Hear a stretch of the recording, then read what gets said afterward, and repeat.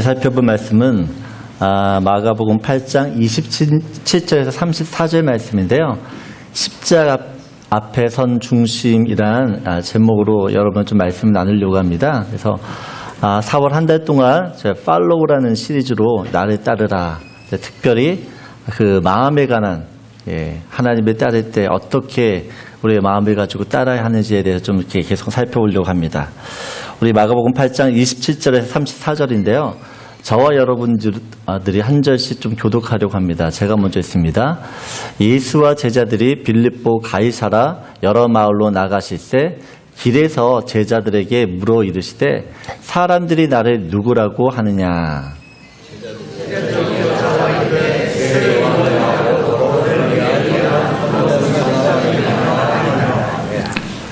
또 물으시되 너희는 나를 누구라 하느냐. 베드로가 대답하여 이르되 주는 그리스도시니이다 하매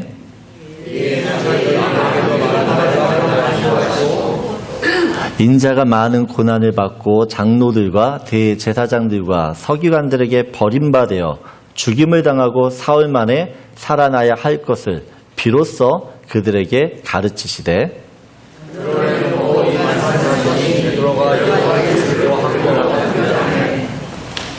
예수께서 돌이키사 제자들을 보시며 베드로를 꾸짖어 이르시되 사탄아 내 뒤로 물러가라.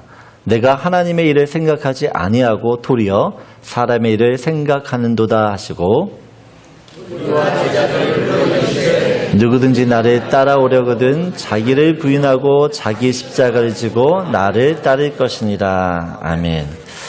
여러분, 주님을 따르기 위해서는 마음이 중요합니다. 그래서 지난주에 말씀드렸던 것처럼 우리의 마음이 전심이 아니면 주님을 따르기가 참 어렵다라고 말씀드렸습니다. 오늘은 이 예수를 따르고 있던 제자들이 어떤 마음으로 주님을 따르고 있는지 좀 살펴보려 합니다. 예수님을 따랐던 제자들의 그 중심을 보면서 우리의 중심은 과연 무엇이며 우리의 중심은 정말 어디를 향하고 있는지 좀 살펴보려 합니다. 여러분, 예수님이 3년 반 동안 제자들을 가르치셨습니다. 제자들과 먹고 마시고 어떻게 보면 같이 살면서 그들에게 수많은 가르침을 베푸셨습니다. 그리고 놀라운 기적과 이사를 기적을 이런 체험케 하셨습니다. 예수님의 이 모든 것을 통해서 제자들에게 가르치고 싶었던 한 가지가 있으셨습니다. 예수님이 이제 예루살렘으로 올라가야 하는 시간이 가까워졌을 때 마지막으로 제자들에게 이것을 확인하는 것을 봅니다. 29절을 보게 되어지면 또 물으시되 너희는 나를 누구라 하느냐라고 말씀을 하십니다. 여러분, 예수님의 이 질문은 어떻게 보면 제자 훈련의 모든 것입니다. 예수님이 3년 반 동안 제자들에게 꼭 알려주고 싶었던 이 한 가지, 너희는 나를 누구라 믿느냐는 것이에요. 예수님의 공생애가 거의 마칠 때가 되었지만 아직도 사람들은 예수님이 누구신지에 대해서 그 의견들이 분분합니다. 세례 요한이었던 예수님에게 세례를 주었던 이 세례 요한조차도 예수님의 이스라엘을 구원할 메시아인지를 다시 한번 확인시키기 위해서 어떻게 해요? 제자들을 보냅니다. 많은 사람들이 예수님에 대해서 궁금해했고 일단 그 예수님을 알기를 원했습니다. 그때 이 베드로가 예수님의 질문에 이렇게 대답을 합니다. 같이 읽겠습니다. 시몬 베드로가 대답하여 이르되 주는 그리스도시요 살아계신 하나님의 아들이시니이다. 여러분, 지금 베드로가 예수님이 누구신지에 대해서 말씀을 합니다. 그런데 지금 베드로의 이 대답은 베드로뿐만 아니라 모든 제자들의 대답이었습니다.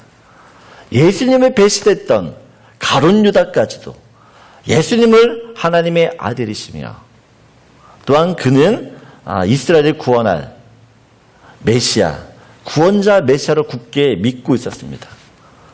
여러분, 예수님에 대한 그들의 중심은 확실했습니다. 네, 31절을 보게 되어지면 이렇게 이야기합니다. 인자가 많은 고난을 받고 장로들과 대제사장들과 서기관들에게 버림받아 죽임을 당하고 사흘 만에 살아나야 할 것을 비로소 그들에게 가르치시되라고 합니다. 오늘 보게 되어지면 비로소 예수님께서 제자들에게 가르치시기를 원하는 한 가지가 있었습니다. 그게 무엇이냐? 이제 자기가 모든 인류를 위해서, 모든 사람들을 위해서 죽어야 된다라는 것입니다.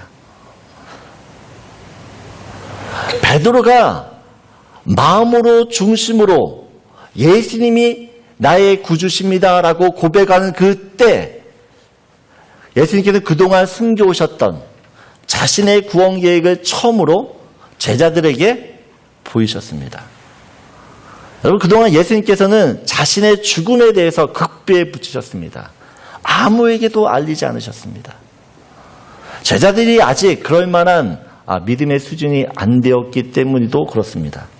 그러나 이제 제자들이 그 마음 중심으로 예수님이 구주십니다, 메시아이십니다 라고 고백을 하자 더 이상 십자가를 통한 구원에 대해서 숨기지 않으십니다.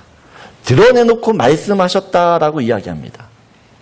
여러분, 오늘 이 베드로의 신앙 고백을 하고 난 이후부터 예수님께서 기적과 이사를 베푸시지 않습니다. 십자가를 지시기 전까지 딱 두 가지의 사건만, 두 가지의 기적만 일으키세요. 귀신 들린 남자아이를 고치는 일과 또한 맹인 두 사람을 고치는 일 외에는 아무런 기적도 아무런 능력도 행하지 않으십니다. 왜요? 이제 제자들은 예수님의 기적과 이적을 통해서 예수를 믿는 자들이 아니기 때문에 그렇습니다. 예수님 또한 이스라엘을 어떤 능력으로, 어떤 기적으로, 어떤 힘으로 구원할 생각이 전혀 없으십니다. 여러분, 예수님께서 자기의 죽음을 처음으로 공개하자 이 제자들이 사실은 맹붕에 빠집니다. 패닉 상태에 빠져요. 이때 베드로가 예수님께 무엇이라고 합니까? 마태복음 16장 22절을 보게 되어지면 우리 함께 같이 읽겠습니다. 베드로가 예수를 붙들고 항변하여 이르되 주여 그리 마옵소서, 이 일이 결코 주께 미치지 아니하리이다. 오늘 보게 되어지면 베드로가 어떻게 해요?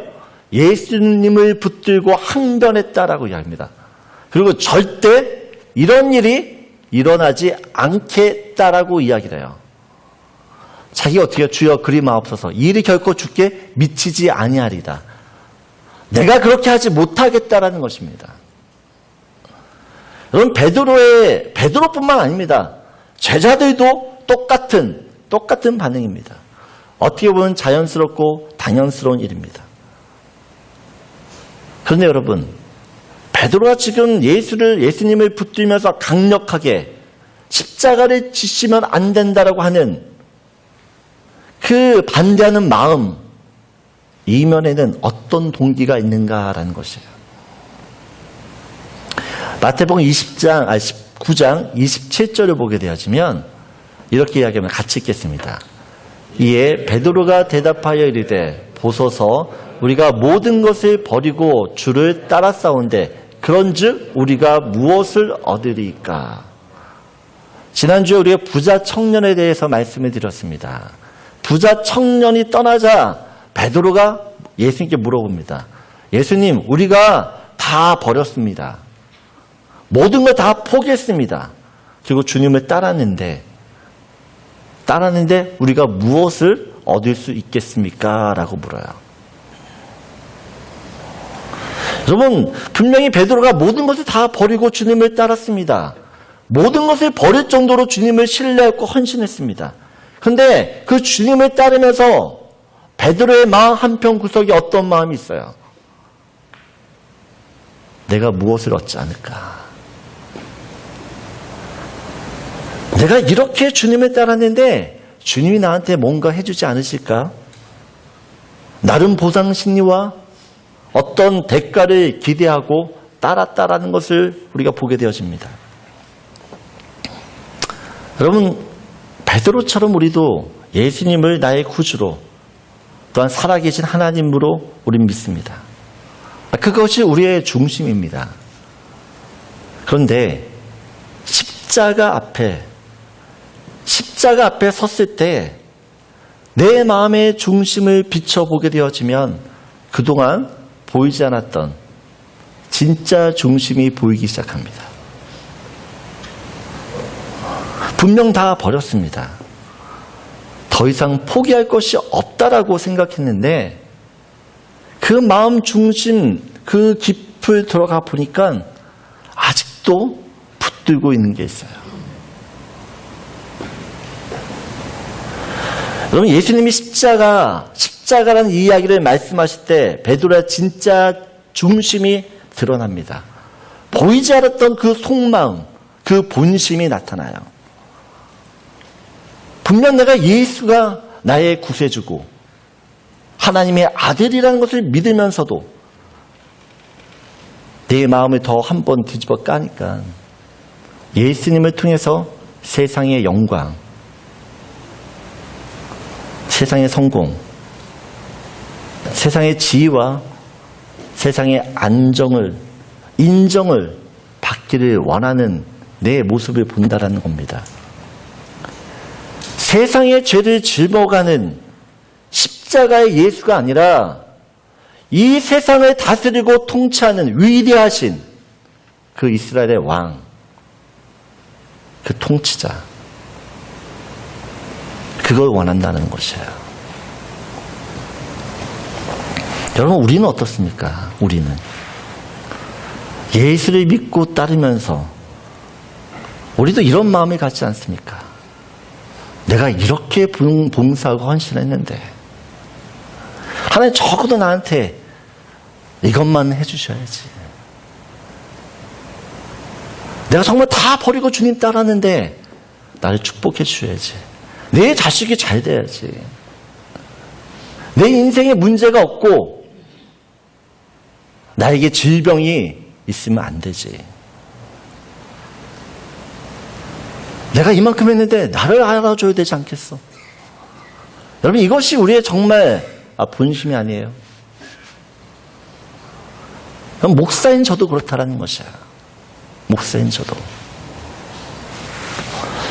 베드로에게 예수님은 그의 중심이었습니다.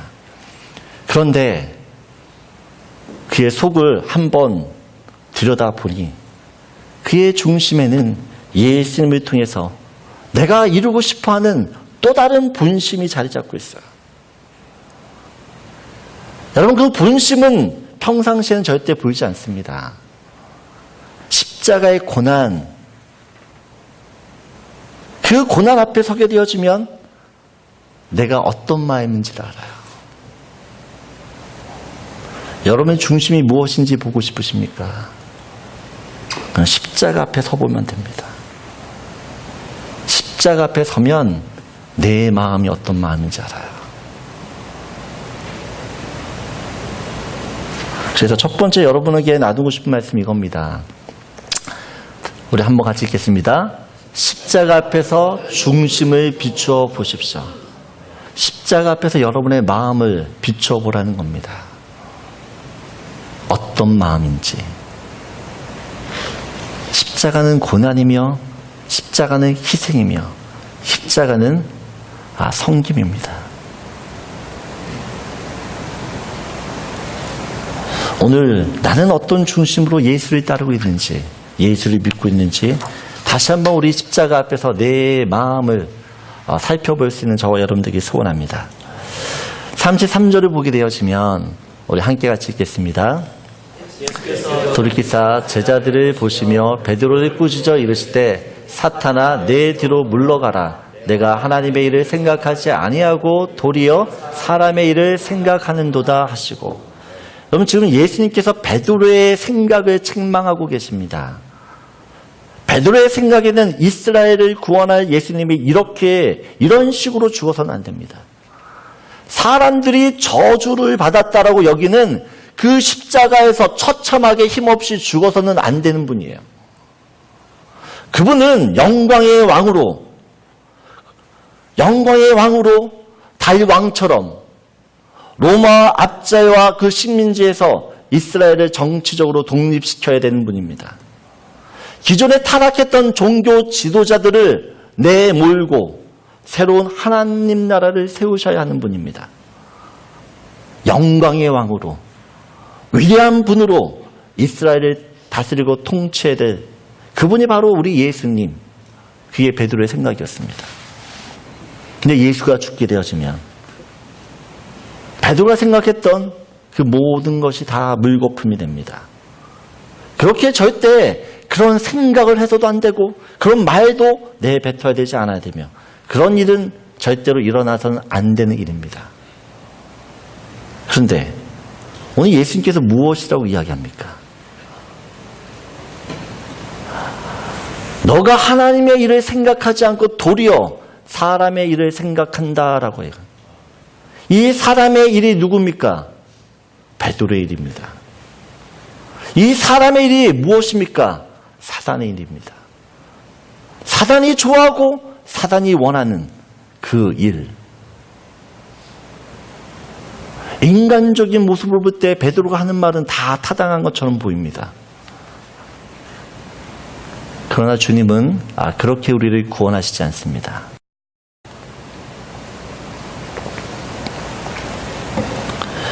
여러분, 우리가 주님을 따른다라고 이야기합니다. 분명 주님을 위해서 모든 일을 결정했습니다. 주님이 부르셨고 그 부르심에 맞게 내가 주님을 위한다라고 주님을 위해 열심히 섬긴다라고 생각했습니다. 그런데 그 내면을 보게 되어지면 여전히 하나님을 위한 일이 아니라 나를 위한 일이었습니다. 나의 만족, 나의 기쁨, 나의 인정, 나의 미래. 여러분, 하나님의 일과는 전혀 상관없는 그 일을 우리가 예수를 따르면서도 생각하며 살고 있다는 겁니다. 왜요? 중심은 예수님인데 방향은 나예요. 성경은 다윗을 소개할 때 이렇게 다윗에 대해서 이야기합니다. 하나님의 마음에 합한 자. 하나님이 다윗의 중심을 볼 때 너무 기뻐하셨습니다. 사무엘이 이스라엘 왕을 두 번째 사울을 이어서 이스라엘을 다스릴 그 두 번째 왕을 찾기 위해서 이새의 집으로 갑니다. 그 이새의 집으로 갔을 때 이새의 맏아들 장남이었던 엘리압을 보자마자 사무엘이 어떻게 하냐? 기름 부으려고 합니다. 그때 하나님께서 이야기합니다. 사무엘상 16절 7절입니다. 같이 읽겠습니다. 내가 이미 그를 버렸노라. 내가 보는 것은 사람과 같지 아니하니 사람의 외모를 보거니와 나 여호와는 중심을 보느니라 하시더라. 여러분, 사무엘이 어떤 사람이에요? 영적인 지도자였습니다. 근데 그 영적인 지도자가 엘리압을 딱 봤을 때 이 사람은 왕감이야 할 정도였어요. 겉보기에 흠잡을 데가 없습니다. 그런데 하나님께서 무엇이라고 이야기해요? 내가 이미 그를 버렸다라고 해요. 버렸다. 그리고 하나님은 외모를 보지 않고 중심을 보신다 말씀하십니다. 여러분, 결국에는 다윗을 하나님께서 이스라엘 왕으로 삼으시고 그에게 기름을 붓게 하십니다. 여러분, 다윗의 중심이 어떤 중심이었길래 하나님은 다윗을 선택하셨냐라는 것입니다. 근데 하나님은 다윗의 중심이 어떠한지를 사무엘상 17장을 가게 되어지면 우리에게 보여줍니다. 공개적으로 다윗의 중심이 어떤 중심인지를 보게 한다는 것이에요. 사무엘상 17장의 내용이 이렇습니다. 블레셋과 이스라엘이 지금 싸우고 있습니다. 근데 블레셋 장군이었던 골리앗이 이스라엘 진영으로 나와서 이야기하는 거죠. 너와 나랑 1대1로 붙자는 것이에요. 싸워서 이기면 우리가 1대1로 이긴 사람에게 전쟁에서 이겼다라고 하겠다라는 것입니다. 근데 이 블레셋 장군 골리앗이 나와서 어떻게 해요? 하나님의 살아있는 군대를 모욕합니다. 하나님의 이름을 모욕하는 거죠. 그런데 하나님의 이름이 모욕을 당하고 있음에도 불구하고 이스라엘 중에 아무도 대꾸를 못합니다. 나서지 못합니다. 그곳에는 다윗의 장남이었던 엘리압도 있었습니다. 하나님의 선택을 받았던 사울 왕, 하나님을 체험했던 많은 이스라엘 군대가 있었습니다. 사울 왕도 엘리압도 이스라엘 군대가 하나님께 속한 군대라는 것을 압니다. 하나님이 그들과 함께 하신다는 것을 너무나 잘 알고 있습니다. 그런데 아무도 블레셋 장군이었던 이 골리앗과 싸우려고 하지 않습니다. 오히려 17장 11절을 보게 되어지면 이렇게 이야기합니다. 11절을 보여주면 모두들 다 두려워했다라고 합니다. 이스라엘 모든 백성들이 어떻게 해요? 다 두려워했다. 크게 두려웠다라고 이야기합니다. 그때 다윗이 싸우는 이 진영으로 찾아오게 되어지고 그때 이 블레셋 사람의 이 소리를 듣게 되어집니다. 그리고 어떻게 해요? 싸우기로 결정을 합니다. 사무엘상 17장 26절 같이 읽겠습니다. 사람들에게 말하여 이르되 이 블레셋 사람을 죽여 이스라엘의 치욕을 제거하는 사람에게는 어떠한 대우를 하겠느냐. 이 할례 받지 않은 블레셋 사람이 누구이기에 살아계시는 하나님의 군대를 모욕하겠느냐. 여러분 지금 다윗이 블레셋 골리앗 장군의 이야기를 들으면서 어떻게 해요? 화가 나는 것이에요. 참지를 못하는 것이에요. 여러분 다윗의 중심은 들에서 양을 치고 있을 때나 피비린내가 나는 전쟁터에서나 달라지지 않습니다. 상황과 환경에 따라 변하지 않습니다. 위험한 순간에도 불이익을 당하는 그 순간에도 남이 알아주지 않아도 어려워도 고통스럽도 오해받아도 다윗은 어떻게 해요? 그의 중심이 하나님께 있어요. 하나님께만 향하고 있다는 것이에요. 다윗이 10년 동안 광야에서 도망자 신세로 삽니다. 10년 동안 하나님을 원망하지 않아요.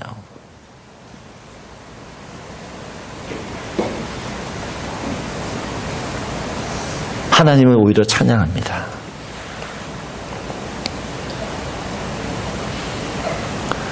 다윗은 최악의 상황이든 최고의 환경이든 상관없었어요. 그의 중심은 하나님이었고 하나님께만 향하고 있었다는 것입니다.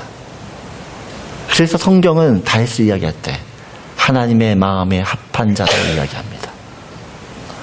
저는 베드로가 예수님을 구원자라고 믿었습니다. 그렇다면 예수님이 십자가를 지시든 아니면 다른 무엇을 하든 그 예수를 따라야 하는 게 맞습니다. 자기의 생각이 맞다라고 주장해서는 안 되는 것이에요. 고린도전서 13장을 보게 되어지면 이렇게 이야기합니다. 만일 누구든지 금이나 음이나 보석이나 나무나 풀이나 짚으로 이 터 위에 세우면 이 터는 예수입니다. 각 사람의 공적이 나타날 터인데 그 날이 공적을 밝히리니 이는 불로 나타내고 그 불이 각 사람의 공적이 어떠한 것을 시험할 것입니다. 만일 누구든지 그 위에 세운 공적이 그대로 있으면 상을 받고 누구든지 그 공적이 불타면 해를 받으리니 그러나 자신의 구원을 받되 불 가운데서 받은 것 같으리라. 여러분 무슨 말씀입니까? 우리가 예수를 위해 하는 그 모든 일들이 있는데 나중에는 알게 된다는 겁니다. 그것이 나를 위한 일인지 아니면 하나님을 위한 일인지 사람의 일인지 영적인 일인지 나중에 예수의 터 위에만 남는 것이 진짜라는 것이에요. 여러분, 우리가 예수를 따른다라고 하면서도 사람의 일을 생각할 수 있습니다. 하나님의 일과는 별개일 수 있습니다. 그래서 우리는 어떻게 해요? 십자가 앞에서 내 마음을 비춰볼 뿐만 아니라 그 십자가를 통과해야 됩니다. 십자가를 지나가는 그 마음만이 나의 진짜 중심이에요. 십자가는 거짓말을 하지 않습니다. 십자가를 통과할 때 그 마음만이 주님이 받으시는 마음인 줄 믿습니다. 그 마음으로 하는 그 모든 일을 주님이 받으시는 줄 믿습니다. 그래서 우리가 두 번째 같이 나누고 싶은 말씀입니다. 같이 읽겠습니다. 십자가를 통과한 중심만을 간직하십시오. 여러분, 다른 것이 아닙니다. 십자가를 지나야 돼요. 우리는 그 십자가를 지날 때 찌꺼기는 다 걸러지게 되어 있습니다. 세상 것은 다 걸러지게 되어 있어요. 그리고 정말 하나님이 원하시는 것만 남게 됩니다. 십자가는 우리의 중심을 하나님께만 향하게 될 줄 믿습니다. 십자가만이 내 중심을 바로 지키게 되어지는 통로라는 것이에요. 오늘도 그 십자가를 붙드는 저와 여러분들에게 소원합니다. 34절, 마지막으로 34절 좀 살펴보려고 합니다. 같이 읽겠습니다. 무리와 제자들 불러 이르시되 누구든지 나를 따라오려거든 자기를 부인하고 자기 십자가를 지고 나를 따를 것이니라. 여러분, 우리의 중심이 변하지 않고 주님을 따르기 위해서 어떻게 해야 되는가? 오늘 보게 되어지면 자기 부인과 자기 십자가를 지라고 이야기를 합니다. 그럼 베드로는 예수님을 따르면서도 예수님을 지킬 수 있다라고 생각했습니다. 예수님을 보호하고 예수님을 책임질 수 있다라고 믿었습니다. 그래서 예수님이 닭이 울기 전에 베드로 너 닭 울기 전에 3번 부인할 거야 나를. 그러자 베드로가 무엇이라고 이야기합니까? 주님, 내가 주님과 함께 죽을지언정 절대로 주님을 부인하지 않겠습니다. 호언장담합니다. 여러분, 우리는 주님을 지키는 자가 아닙니다. 주님을 따르는 자예요. 내가 주님을 책임질 수 없어요. 우리는 주님을 그냥 따를 뿐이에요. 그 주님을 따르는 일이 결국은 하나님을 위한 일인 줄 믿습니다. 여러분, 주님을 따르기 위해서 자기 부인이 있어야 된다라고 얘기해요. 자기 부인. 이걸 좀 쉽게 설명하면 이렇게 이야기했습니다. 자기라는 단어와 부인이라는 이 사이에 내가 좋아하는 것 한번 넣어보라는 것이에요. 내가 중요하다고 여기는 것을 자기와 이 부인 사이에 한번 넣어보세요. 여러분, 자기 생각을 부인해야 돼요. 자기 자랑을 부인해야 돼요. 자기가 가지고 있는 소유를 부인해야 돼요. 자기 가족을 부인해야 돼요. 자기의 능력을 부인해야 되는 것이에요. 자기의 경험을 부인해야 돼요. 자기의 자랑을 버려야 돼요. 여러분, 내가 좋아하는 것, 그것을 부인할 때만 하나님을 따를 수 있어요. 그럼 성경은 다른 걸 이야기하지 않아요. 우리가 정확하게 이야기한다는 것이야. 너를 부인해. 그 부인이 없으면 나를 따라도 따르는 것이 아니고 그 십자가 앞에서 결국에는 나를 버리고 떠날 거야.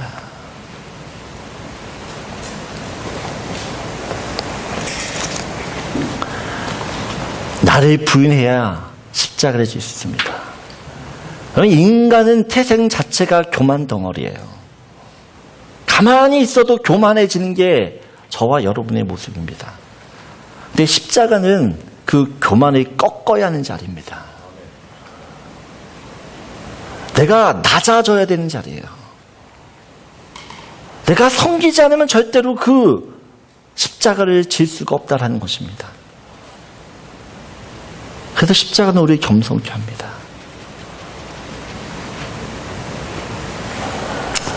뿐만 아니라 십자가는 철저하게 복종을 요구합니다. 예수님이 성경에 예수님도 십자가에서 죽기까지 복종하셨다. 십자가는 자기를 죽여야 하는 곳이에요, 여러분. 내가 사는 곳이 아닙니다.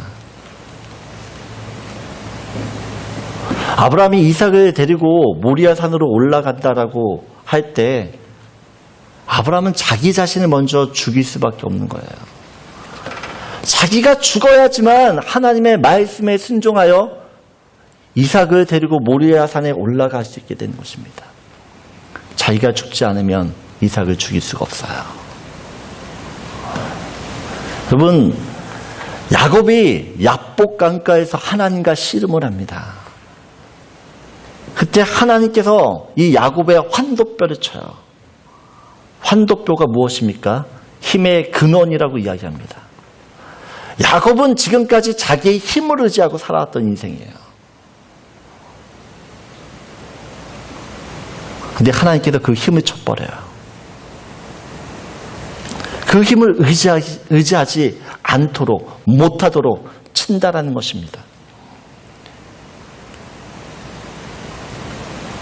자기의 환도뼈가 부서졌을 때 야곱은 자기가 죽은 거예요. 야곱이 죽으니까 원수처럼 보였던 그 형, 그 에서를 어떻게든 피해보려고 했던 그 만남을 만날 수 있는 것이에요. 내가 죽으면 만나요.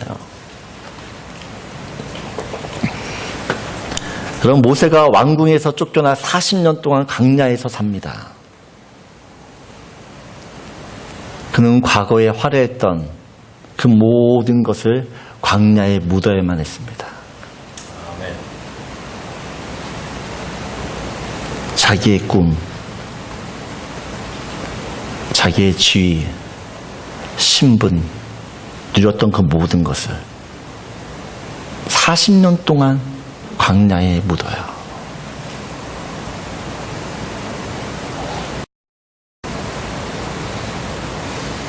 광야에 묻어 다 죽었다라고 생각하는 그때 하나님이 모세에게 찾아와 다시 그를 살리십니다.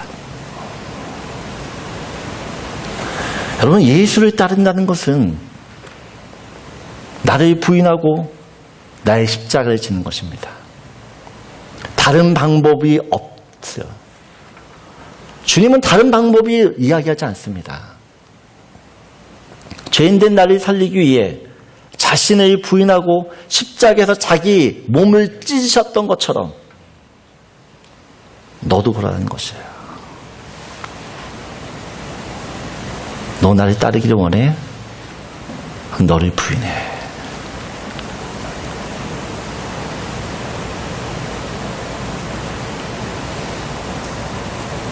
그 십자가를 져.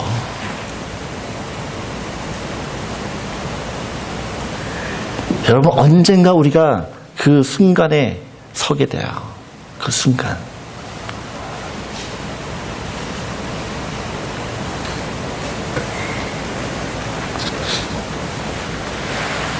내가 날마다 나를 부인하고 십자가에서 나를 못 박을 때에만 주님을 향한 나의 그 중심이 변하지 않게 될 줄 믿습니다. 그래서 여러분과 마지막 나누고 싶은 말씀이에요. 우리 같이 읽겠습니다. 나의 중심을 다해 십자가를 지십시오. 여러분, 하나님 우리의 중심을 보시는 분이십니다. 그리고 우리의 중심이 무엇인지를 반드시 드러내세요. 반드시. 내 속마음이, 내 본심이 어디를 향하고 있는지를 주님은 보게 하세요. 내 본심이 어디 있는지를 보일 수 있도록 골리앗을 만나게 하세요. 골리앗을. 그 골리앗을 만나면 그때 아는 거야. 내가 이런 마음이었구나. 내가 이렇게 주님을 따랐었구나.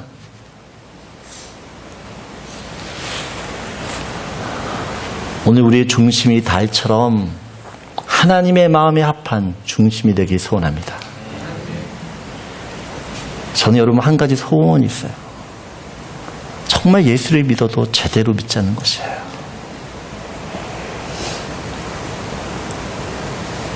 어정쩡하게 믿으면 여러분만 고생해요. 그러나 진짜 예수를 따르면 이 세상에서 줄 수 없는 진짜 기쁨과 은혜가 무엇인지를 알아요. 그걸 맛보아 사는 저와 여러분 되기 소원합니다.